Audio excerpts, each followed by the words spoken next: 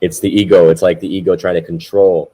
Yeah. It's, as you know, in the quantum, it's like, listen, just focus on that which the state that you want to be in, right? And then then try to manage. Well, this is how I'm going to get there. This is what it's this is how it's all going to work. It's like, no, that's trying to over control. That's trying to play God, right? As exactly. To, like, I want to be in. I visualize how I want to feel, how what kind of environment I want to put myself in. Okay, great.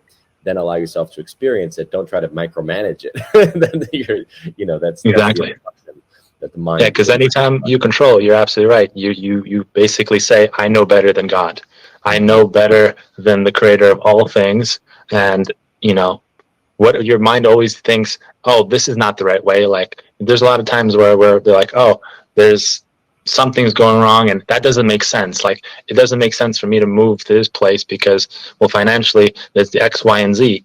But God has such a greater, when I say God, is basically everything, your counsels, your guides, that's all kind of like I'm not going to say a hierarchy, but it's kind of like that chain of command that says, one says this, and then your soul kind of disseminates the rest. It's kind of the arbiter of all of the help.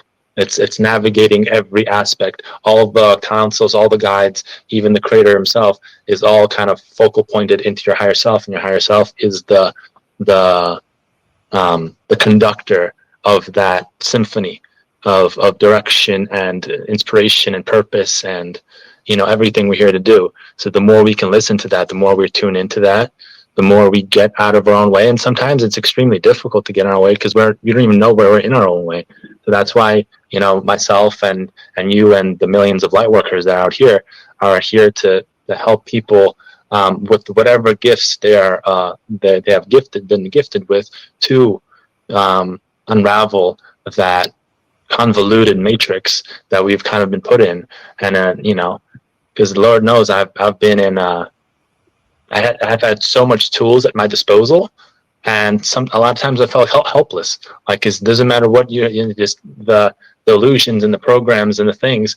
It's so easy to help somebody else, but when it has to come to turn it back to you, it's like, oh man, like that's a whole different ball game. It's a whole different algorithm. It's a whole different code.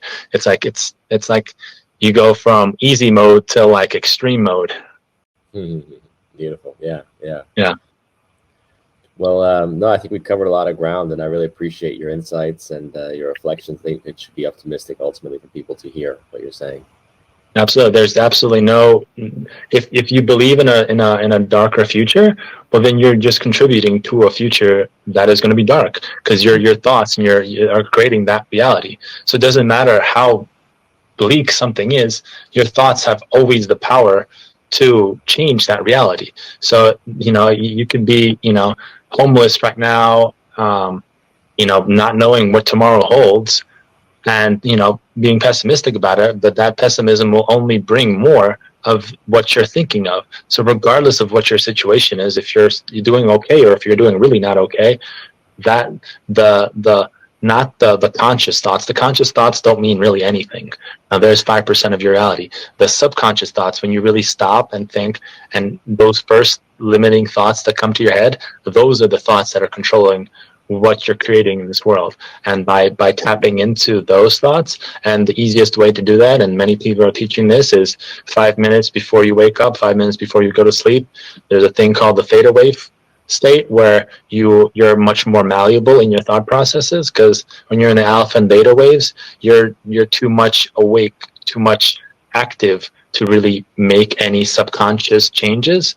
But when you get into the theta wave state, and that's where a lot of times I've brought clients into past life regressions, is through just my frequency, bringing them into that state of sleepiness or like that calmness where things can start being malleable. Like, you can think of it like gold being hard at like 4 carats, but very soft at 24 carats, right? It's just you're creating that state of malleability to change the subconscious, because it doesn't matter how much you consciously think or mantras you do, until you hit that subconscious layer, that subconscious program, nothing is going to change. Mm-hmm.